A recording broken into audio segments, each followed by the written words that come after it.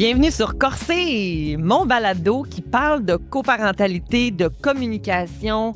L'objectif, c'est que si t'es en couple, si t'es séparé ou si t'es en famille recomposée, que ce soit plus doux avec ton coparent, que ce soit plus simple avec tes enfants. C'est pas toujours facile, alors ici, il n'y a pas de jugement. Ici, il n'y a pas de tabou. On ouvre, on discute. Puis l'objectif, c'est juste que notre quotidien soit plus fonctionnel et soit plus sain.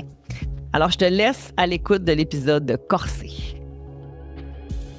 Hey, allô à toi qui m'écoutes. Je suis vraiment contente d'être avec toi pour un épisode solo. Des fois, j'en fais des épisodes solo. Des fois, j'ai du monde avec moi. Mais aujourd'hui, j'avais envie qu'on discute d'un sujet qui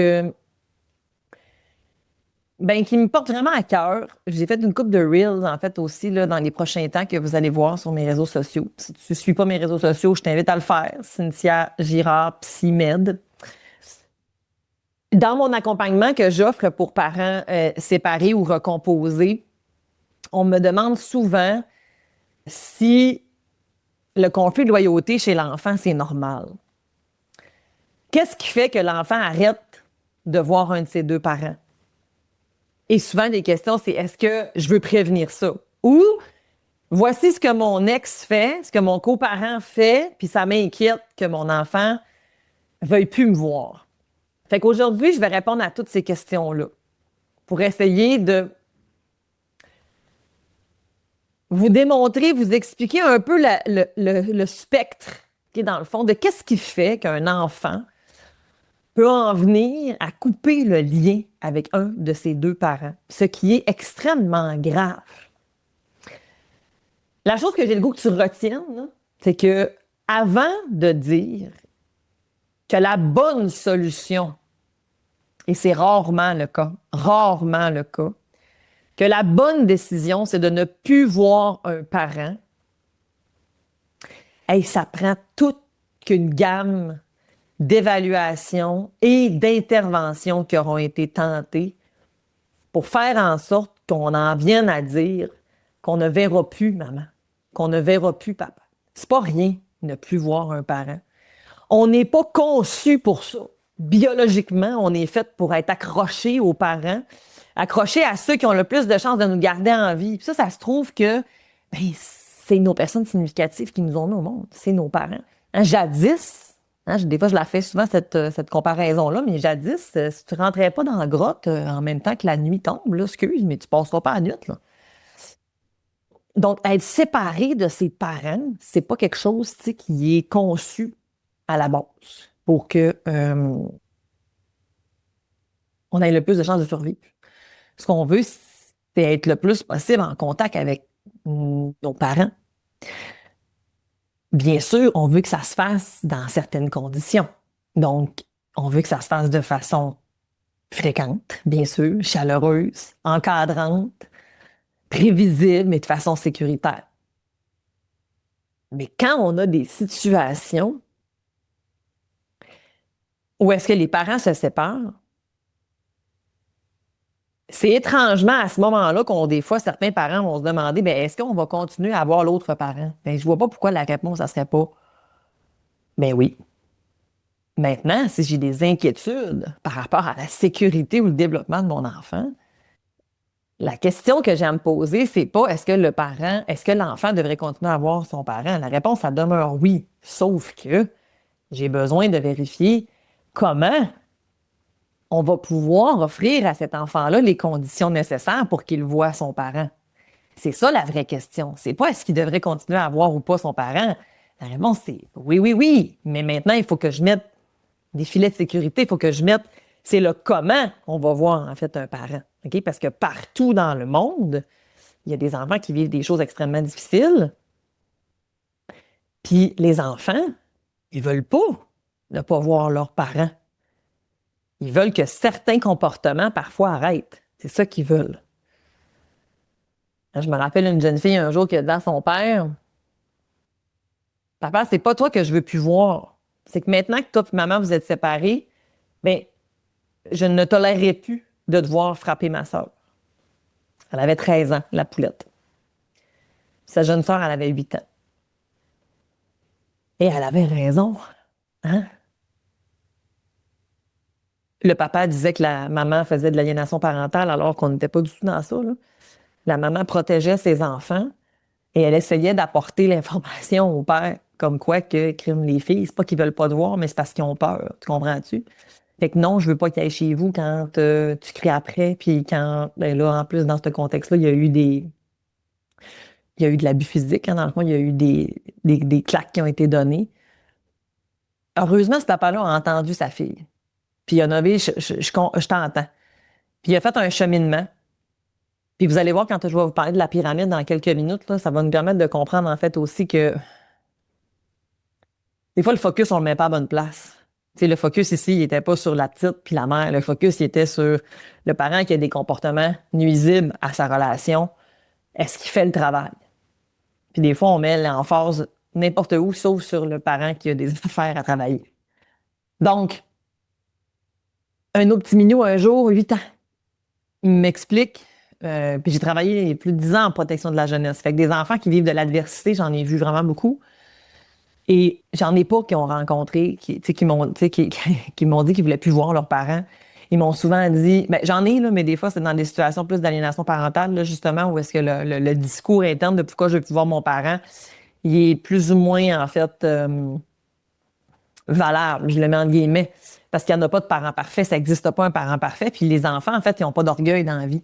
Les enfants, de façon générale, en fait, une fois qu'on a fait de la réparation, puis qu'on évolue, puis qu'on reconnaît, bien, ils acceptent, en fait, même quand, puis mon Dieu, même quand des fois, il y a des parents, tu sais, qui ne s'excusent pas toujours à leurs enfants, malheureusement. Mais les enfants ont quand même envie de les voir. Mais bref, ce petit minou-là, un jour, me dit, mais moi, j'aime ça voir maman, j'aimerais ça encore continuer à voir maman, mais quand elle fume, là, l'affaire, là, ben ça, elle change, puis ça, j'aime pas ça. Je veux pas que ça fasse ça. Puis quand je suis chez Claudine, qui était sa famille d'accueil, ben il y en a jamais des affaires comme ça. Des affaires comme ça, si tu m'écoutes, tu me vois.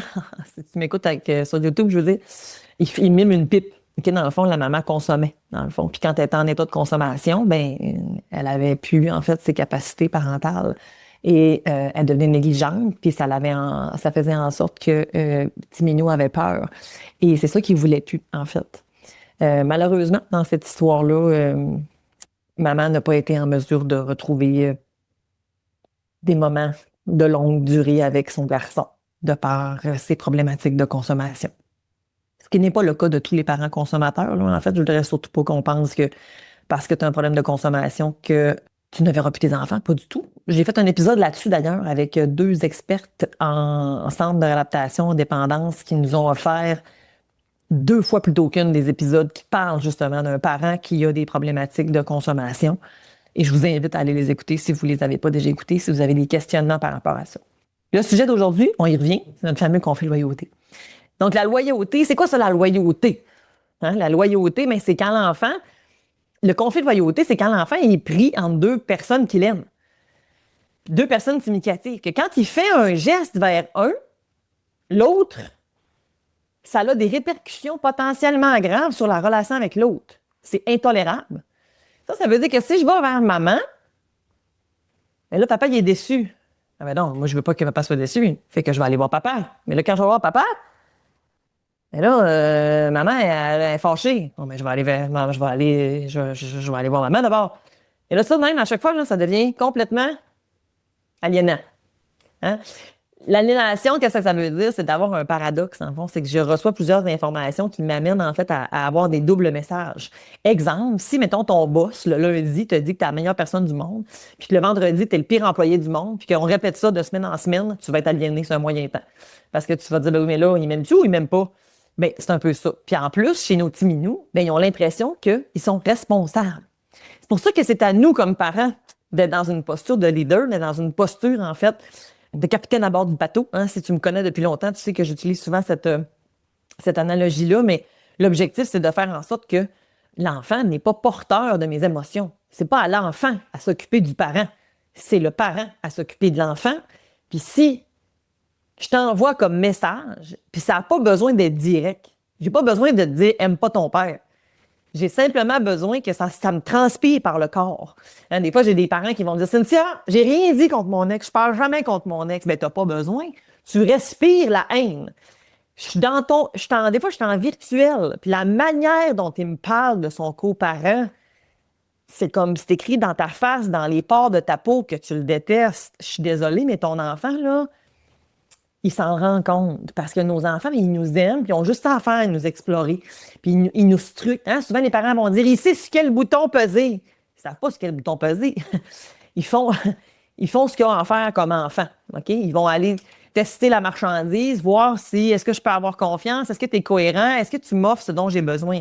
Fait que quand tu me dis que ça va aller, que j'aille chez mon autre parent, mais que je vois la peur dans ta face, ben, je suis désolée, mais ça m'amène à me demander, coudon, y a-t-il quelque chose que je devrais savoir par rapport à ma mère que je ne sais pas? Parce que dans ta face, toi, mon papa, tu n'as pas l'air de. T'as pas l'air safe avec le fait que je m'en aille, là, tu sais. Fait que je suis désolée, mais j'ai pas besoin de dire des choses contre mon ex pour que ça ait un impact au niveau du conflit de loyauté chez l'enfant. Maintenant, si tu en dis pas, mais c'est déjà quand même bon de gagner. OK? Good job. Je suis vraiment, vraiment, vraiment fière de toi parce que c'est déjà ça. OK? Dans le fond, fait que si tu disais des choses contre ton ex, je t'invite à arrêter. OK? Parce que ça a des impacts chez ton petit minou. Puis les impacts que ça a, en fait, le conflit de loyauté, ben c'est que l'enfant, ça peut amener des perturbations au niveau de son comportement. Ça peut faire en sorte que ton enfant, il ait plus de difficultés de se concentrer, que ce soit plus difficile, en fait, de coopérer, que ce soit plus difficile d'écouter les consignes, de collaborer. Ça peut amener à ce qu'il soit moins attentif, en fait, aussi, à l'école ou même avec toi. Ça peut faire en sorte aussi qu'il se recroqueville. OK? Là, on a des comportements des fois qui sont extériorisés, donc ça paraît, hein, ça dérange, ces comportements-là.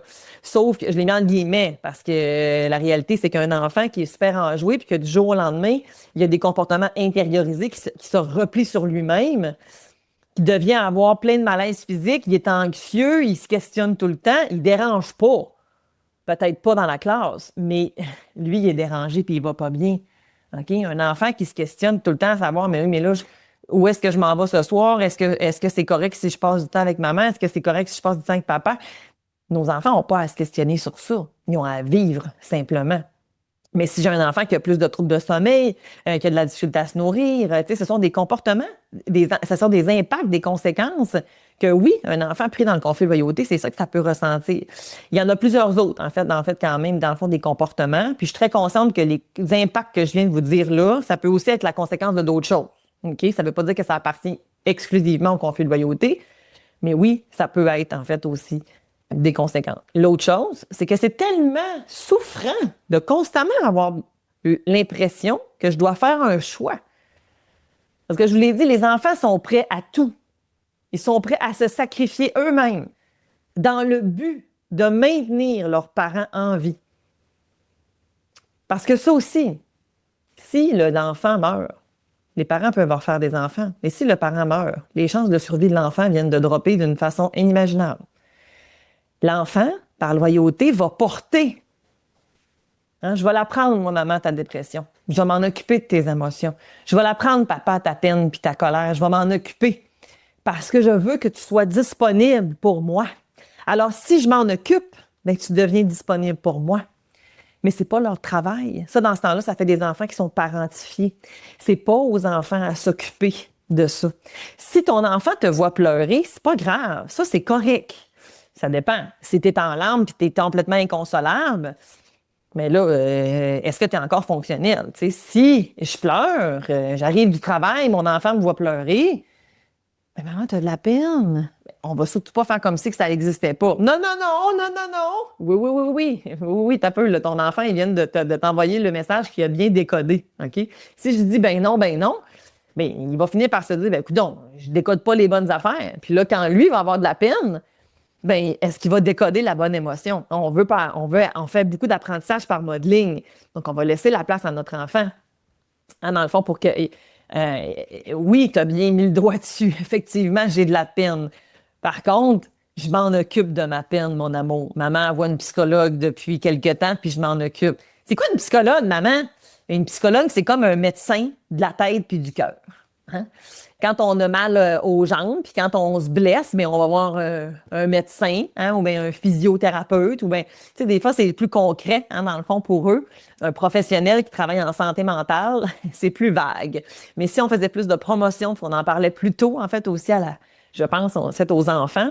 Je pense qu'on aurait une société aussi qui accueille et qui reconnaît davantage les problématiques de santé mentale parce qu'on a encore beaucoup de chemin à faire. Il n'y a pas juste la journée belle cause pour ta cause où est-ce qu'on devrait parler de la santé mentale, on devrait en parler tout le temps. Donc, bref, ça, c'était une petite aparté. Ce qui est donc important, c'est que c'est correct que ton enfant te voit dans plein de gammes d'émotions, mais je veux pas qu'il s'en occupe. C'est à moi de m'en occuper. Puis là, des fois, les enfants, ils m'ont dit, mais moi, je vais t'aider. Ben, pas de souci, mon cœur. Si tu veux m'aider, va t'installer à la table. On va commencer tes devoirs dans quelques minutes. Ça va m'aider. Donc, je peux lui donner des responsabilités. C'est correct, mais c'est des responsabilités de son âge. Hein? Parce qu'un enfant qui se met à prendre des responsabilités qui sont hors normes, hors de son âge, ben, une année, des fois, ça a l'air cute. Hein? Son grand frère qui s'occupe de son frère. Mais si c'est tout le temps, ben, une année, il finit par plus avoir d'espace pour sa propre vie, puis c'est pas sa job d'être le grand frère. Sa job, c'est d'être un frère. That's it. Donc,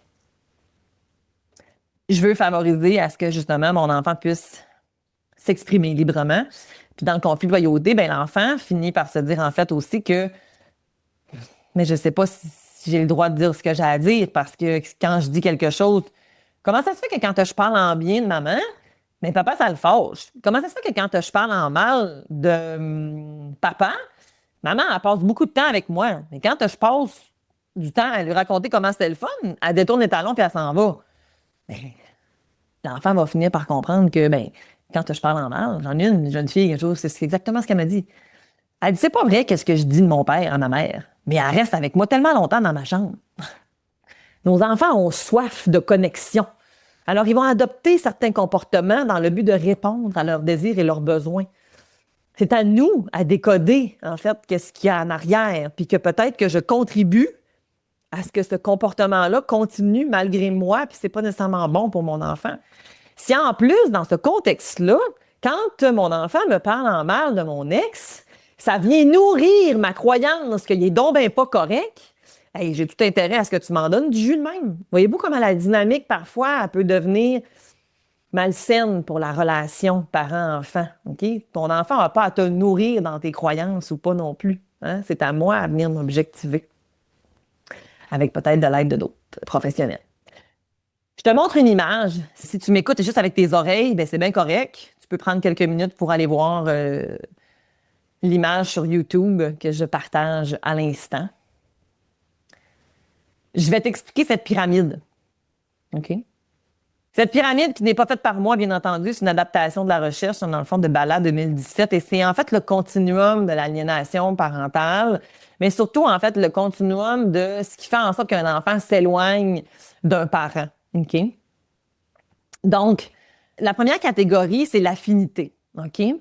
L'affinité, c'est lorsque l'enfant va continuer, parce qu'il faut savoir, OK, qu'il y a quand même 20 à 50% des enfants qui ont de la difficulté à maintenir le lien d'attachement après une séparation avec ses deux parents. C'est pas rien.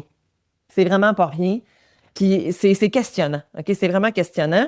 Donc, on veut venir faire en sorte de mettre de la lumière sur ça, puis de mettre des interventions, en fait, aussi en place, bien sûr. Donc, la première strate, c'est l'affinité. Fait que l'affinité, qu'est-ce que c'est? L'affinité, c'est lorsque, dans le fond, l'enfant va continuer à avoir de l'attachement à ses deux parents, mais, dans le fond, de par son âge, son tempérament, ses intérêts, bien, il a plus envie d'être avec un des deux. Ça n'a pas rapport avec l'amour qu'il porte avec l'autre. Ça n'a pas rapport avec les capacités parentales de l'un et de l'autre. Ça a rapport avec le fait que j'ai plus envie d'être avec un avec l'autre. Parce que, exemple, j'ai 2 ans, maman m'allaite depuis que je suis au monde, papa, il retourne au travail, puis je passe le temps de mon temps avec ma mère. Bien, j'ai plus envie d'être avec maman. OK? Comme dirait Sarah Hamel, c'est le concept de la vieille pantoufle. Hein? C'est confortable, des vieilles pantoufles. Hein? Tu le sais que ça goûte quoi? Je suis habituée. Quand je m'achète des nouvelles pantoufles, elles sont le fun aussi parce qu'elles sont neuves. Mais on dit que je les connais moins, ils sont moins confortables. C'est le temps qu'ils deviennent confortables, il va falloir que je passe du temps avec, que je les porte. Tu comprends? Donc, c'est ça l'affinité. Mettons qu'on fait grandir cet enfant-là, Il est rendu à 9 ans, il fait du golf avec son père, à côté, ils ont du fun au bout ensemble. Maman, elle a bien beau aller jouer au golf, là. Ça goûte pas pareil que quand je joue avec mon père. Parce que maman, le golf, c'est pas tant sa partie. C'est pas tant son sport.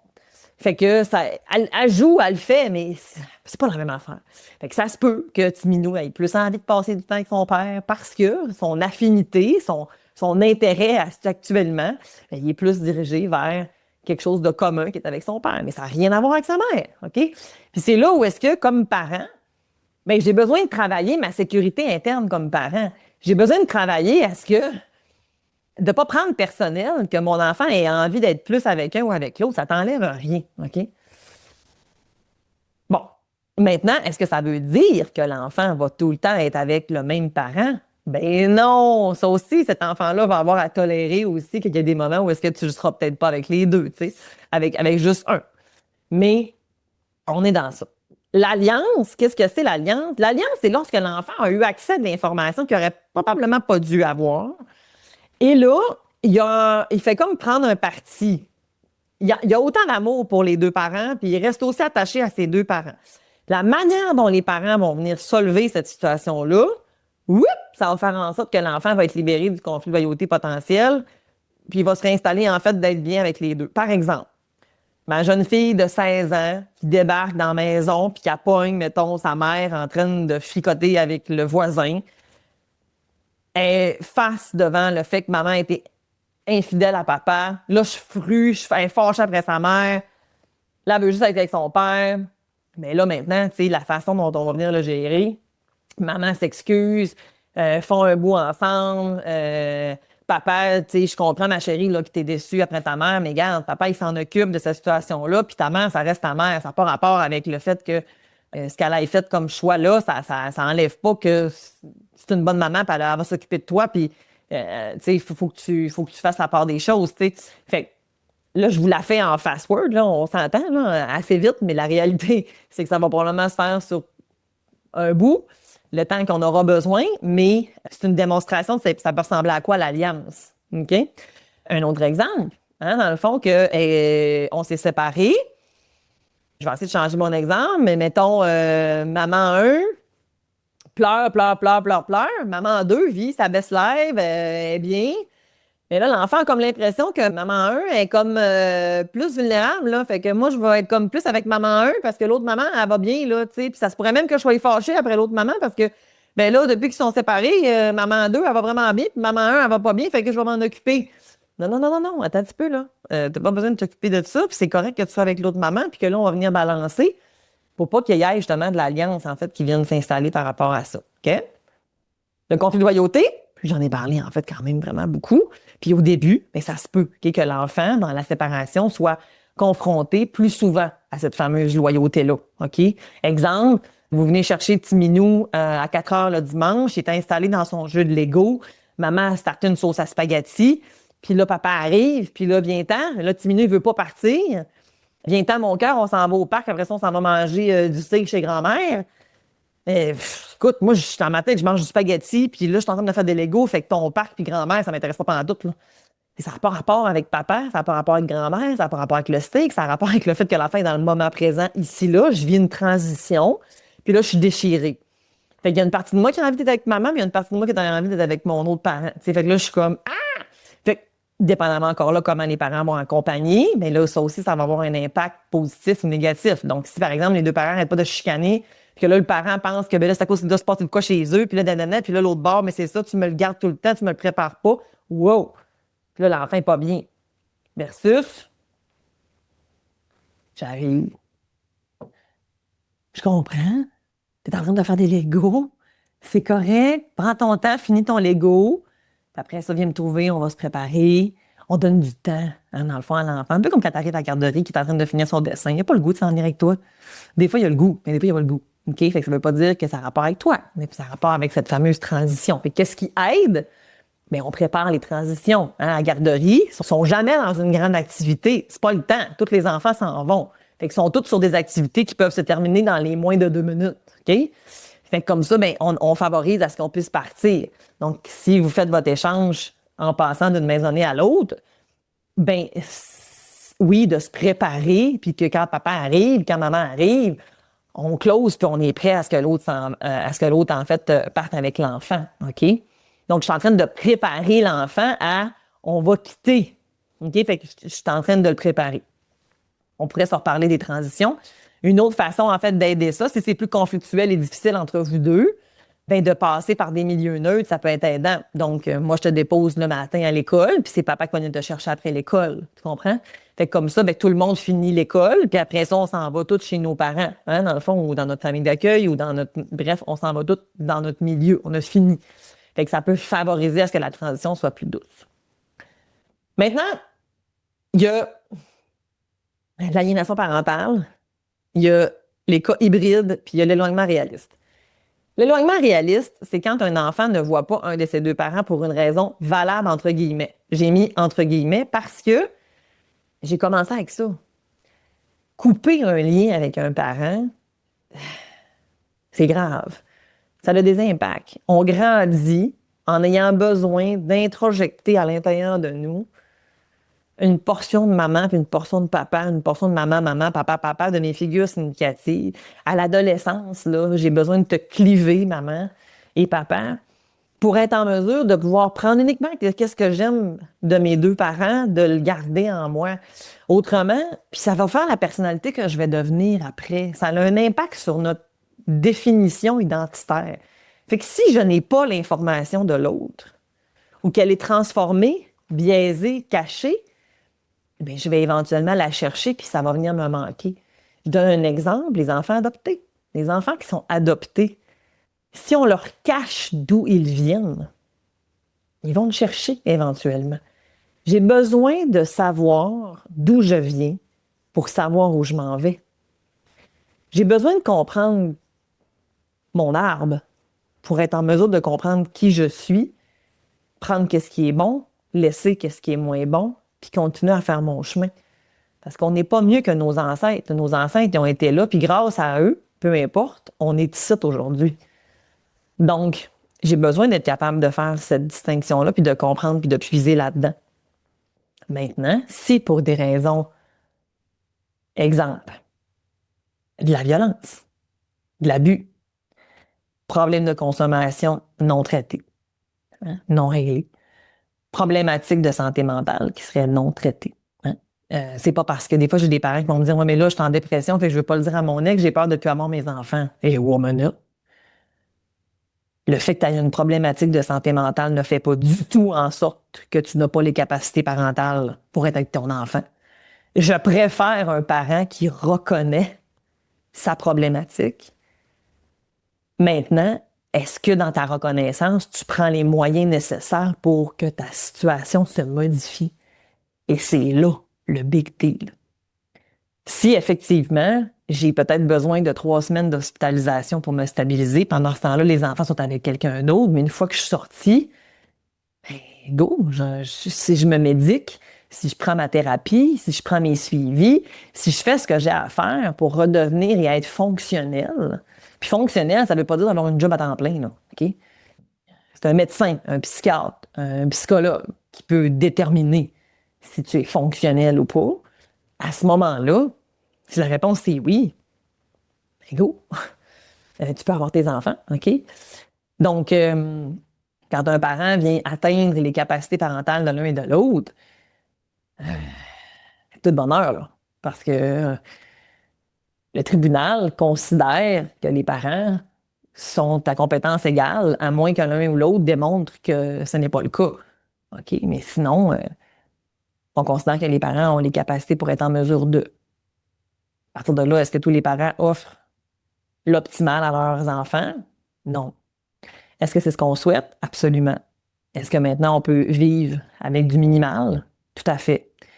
Puis le minimal, ben là, on pourrait en parler pendant vraiment longtemps. Parce que le minimal, est-ce que c'est le minimal de besoins matériels ou est-ce que c'est les minimal de besoins affectifs? Hein? Fait que c'est nos fameux besoins de base, dans le fond, tu sais.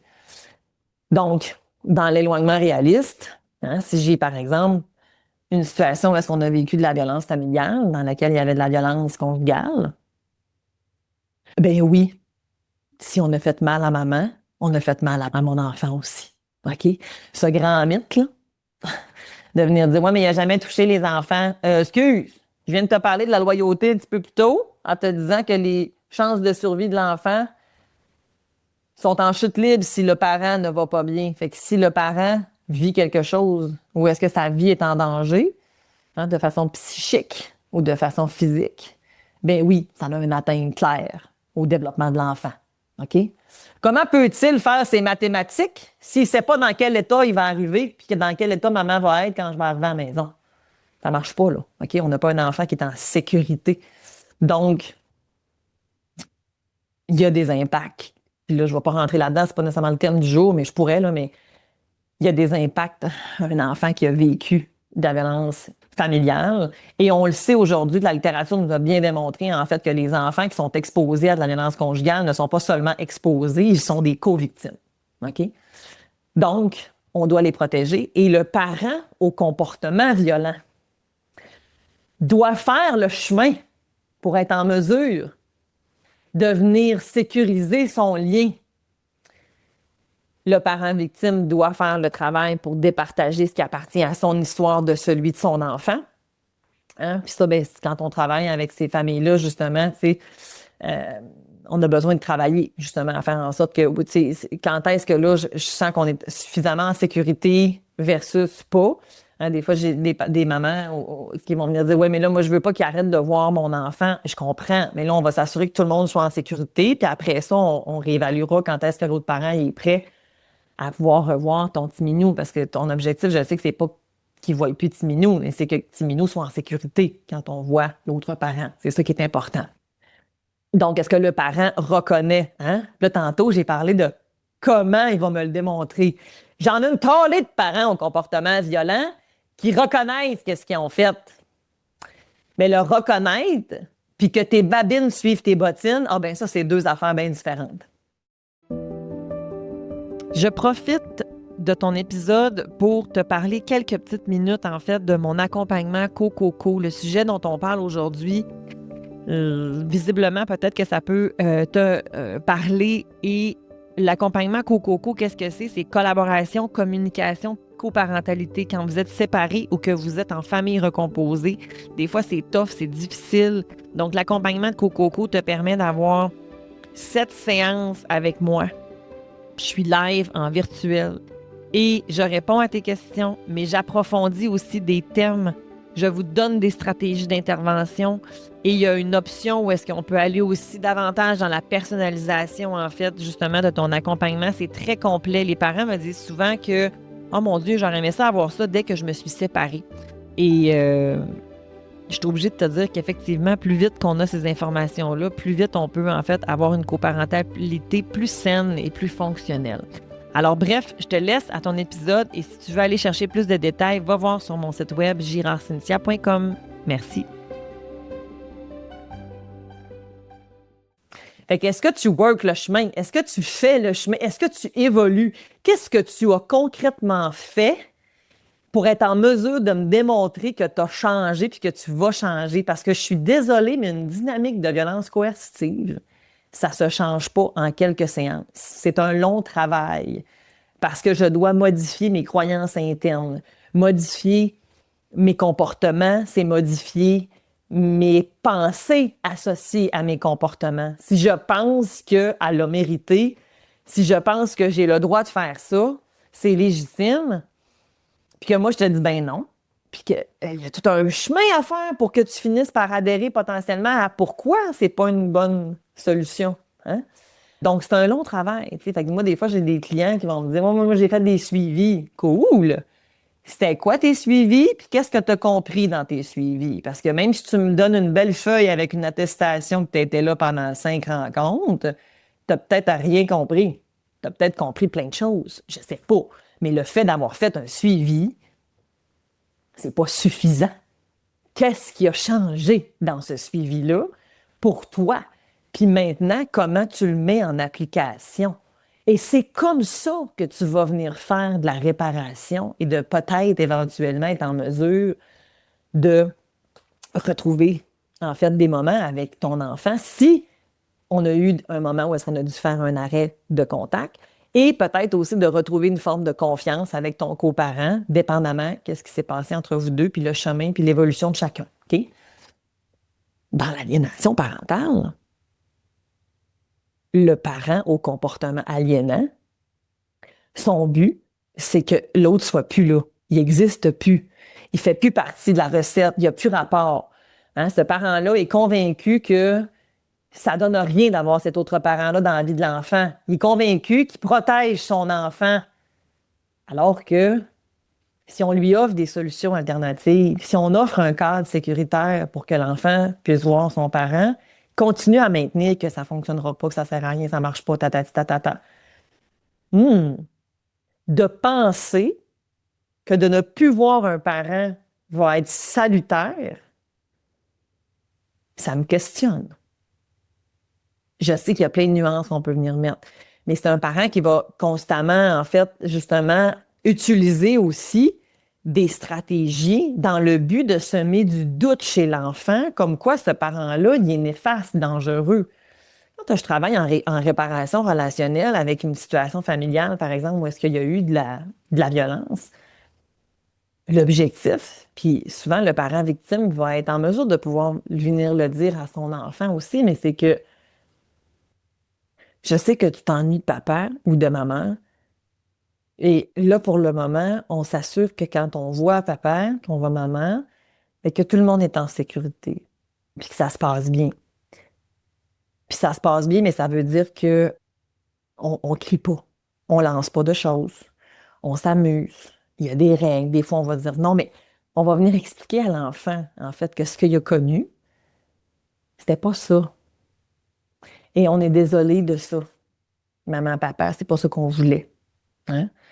On voulait pas que ça se passe comme ça. Puis c'est pour ça maintenant qu'on reçoit de l'aide, toute la famille, pour faire en sorte que quand on est avec maman, ben, ça se passe bien. Puis quand on est papa, mais ça se passe bien. Fait que je vais expliquer à l'enfant, hein, dans le fond.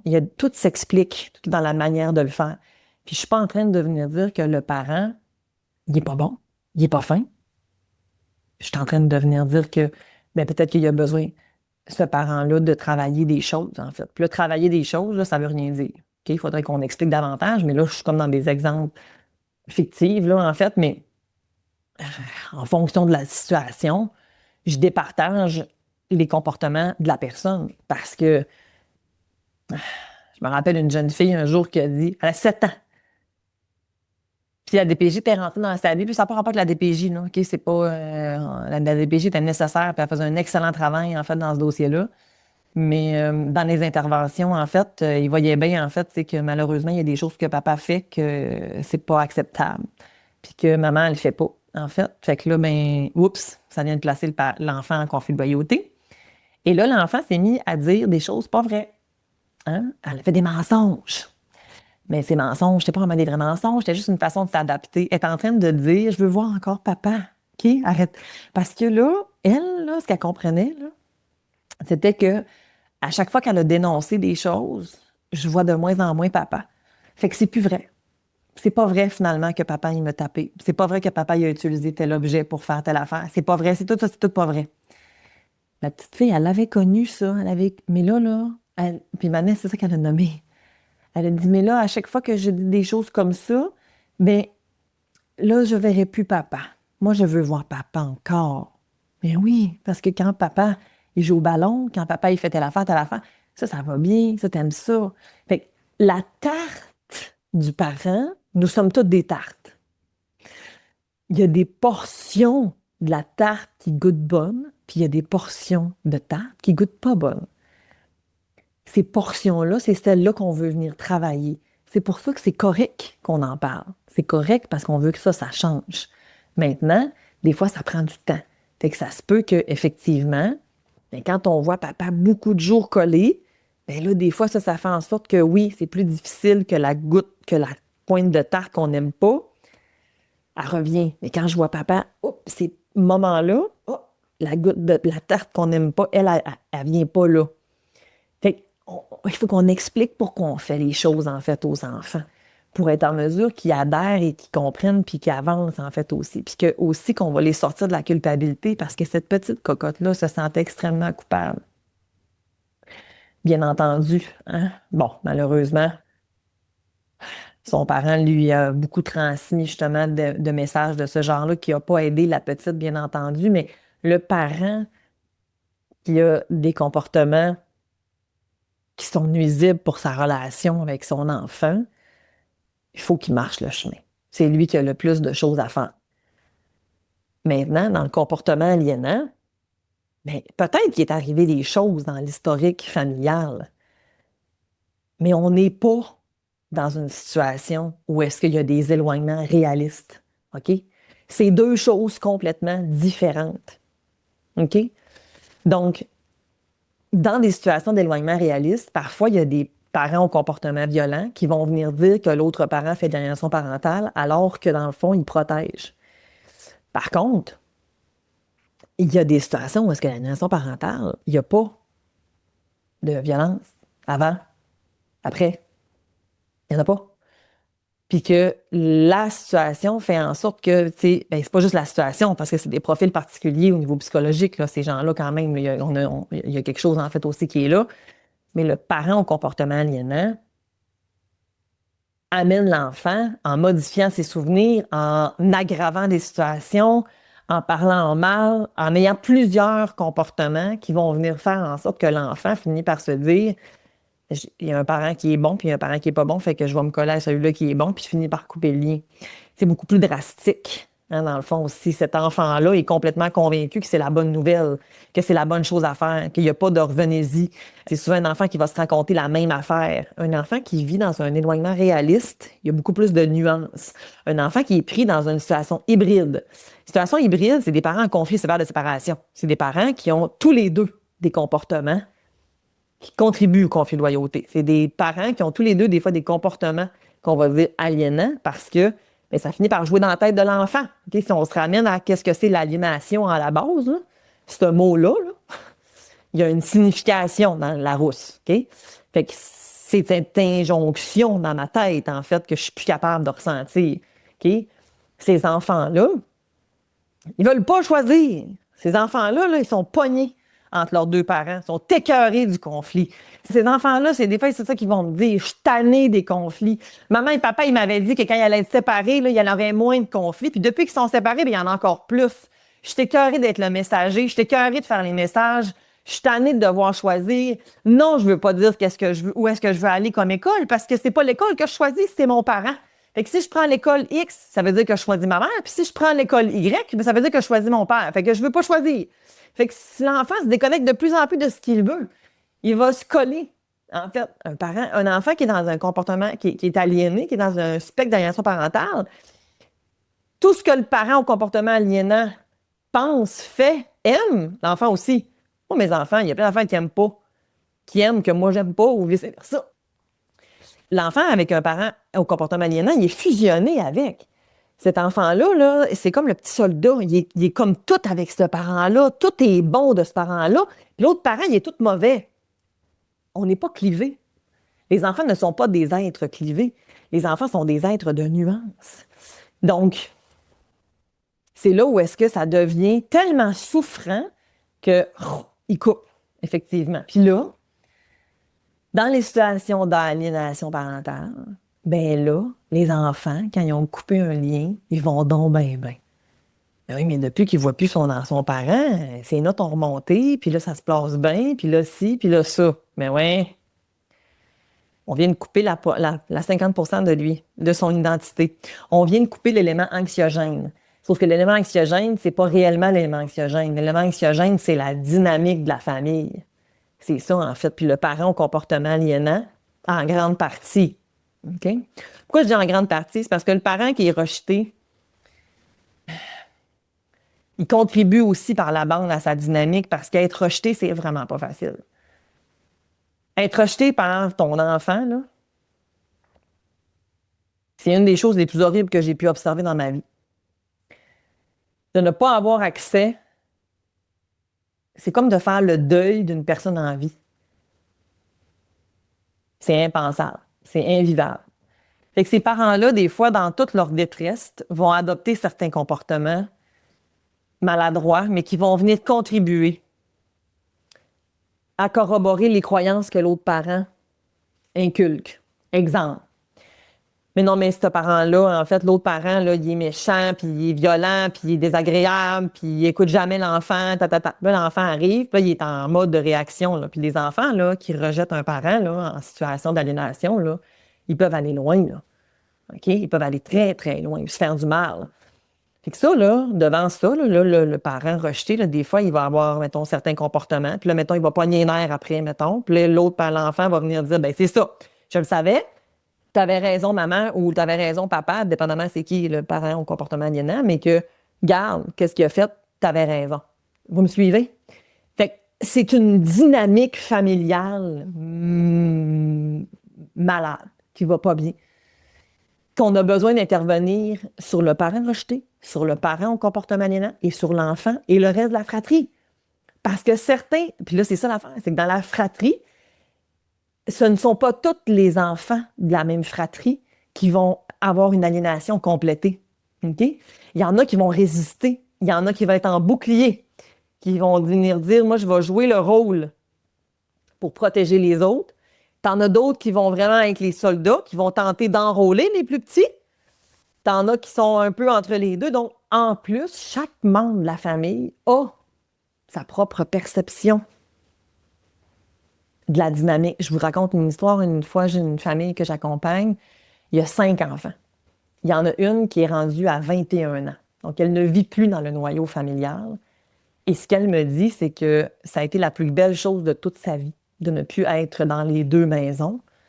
Parce que comme ça, elle a pu prendre du recul et voir tout ce qui se passait. Et elle me dit, aujourd'hui, je ne verrai plus mon père. Parce que comme ça me permet de continuer à voir ma mère et mes sœurs. Mais entre toi et moi, si je croise mon père et qu'il n'y a personne qui le sait, bien, c'est sûr que je vais lui dire bonjour. Parce que mon père, il n'était pas le diable que ma mère dépeint. Puis ça, ben, ça me fait halluciner. C'est pour ça que l'aliénation parentale, ça existe. Puis la violence familiale, ça existe. Puis que ces deux-là sont distinctes. C'est pas la même affaire. C'est deux choses différentes. C'est pour ça que ça prend une évaluation systématique, systémique, le plus précoce possible, et que les intervenants juridiques et les intervenants psychosociaux soient suffisamment formés pour être en mesure d'accompagner ces familles-là. Et que l'intervention psychojuridique, où est-ce que le côté juridique et le côté psychosocial doivent travailler ensemble, main dans la main, pour être en mesure de faire en sorte de peut-être faire gagner certains gains à ces familles-là. Et je le souhaite de tout mon cœur, mais de faire en sorte que les parents et les enfants puissent être bien. Que quand les enfants sont avec un parent, ils sont bien, puis que quand ils sont avec l'autre parent, ils sont bien. Puis ça, ben, ça n'a pas besoin d'être 50-50. Ça a besoin d'être tout le temps. Alors, j'espère que ça aura été aidant, ce que j'ai partagé avec vous. Je me sens enflammée. J'ai fait beaucoup plus qu'une demi-heure. Je ne pouvais pas faire pas plus qu'une demi-heure. Je devais vous entretenir du début à la fin. Hein, sur mes réseaux sociaux, des fois, je fais des petits reels, puis là, des fois, les gens réagissent. Ouais, mais là, il n'y a pas juste ça. Je le sais, ça fait qu'une minute et demie que je te jase. Là, je viens de te parler pendant, je sais pas, 45 minutes, je pense. On a pris le temps en long et en large. J'espère que c'est clair. J'espère que ça t'amène des lumières. Si t'es fâché après moi, je suis désolée. C'était pas mon intention, mais jamais c'est mon intention. J'amène toutes mes informations avec tout mon amour et ma bienveillance. Je suis consciente que chaque situation est bien sûr unique. Je l'ai dit tantôt, ça prend des évaluations, OK? Pour être en mesure de pouvoir bien distinguer. Si tu as des questions, des commentaires, gêne-toi pas, ça me fait toujours plaisir en fait de vous lire.